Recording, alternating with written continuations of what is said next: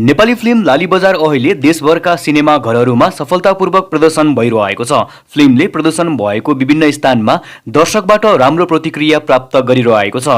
दर्शकहरूले फिल्मको कथा, अभिनय तथा प्रस्तुतिलाई निकै रुचाइरहेका छन् र धेरैजसो हलहरूमा सकारात्मक समीक्षाहरू देखिएको छ। फिल्मकी मुख्य अभिनेत्री स्वस्तिमा खड्का अहिले देशका विभिन्न सिनेमा हलहरूमा पुगेर दर्शकसँग भेटघाट गर्दैछिन्। उनले दर्शकको प्रतिक्रिया सुन्ने र फिल्मप्रतिको अनुभव बुझ्ने उद्देश्यले विभिन्न स्थानमा अन्तर्क्रिया गरिरहेकी छिन्। यसै क्रममा आज साँझ इलामको फ्रेन्च सिनेमाजमा फिल्म टिम उपस्थित हुने कार्यक्रम रहेको छ। बेलुका 8 बजेको सोसँगै दर्शकसँग प्रत्यक्ष भेटघाट हुने बताइएको छ। फिल्म टिमले सबै दर्शकलाई उपस्थित भई फिल्म हेर्न र अनुभव साटासाट गर्न अनुरोध गरेको छ। तपाईहरुले पनि स्वस्तिमा खड्काको मुख्य भूमिका रहेको यो नयाँ फिल्म लाली बजार हेर्नु भएको छ कि छैन, र यदि तपाईहरुले पनि फिल्म हेर्नु भएको छ भने तपाईहरुलाई पनि फिल्म कस्तो लाग्यो कमेन्ट गर्नुहोस्। नमस्ते इलाम, हामी आउँदैछौँ तपाईको शहरमा लाली बजारको टिम लाली बजार हेर्नको लागि आज मंगलबार फ्रेन्च सिनेमाजमा।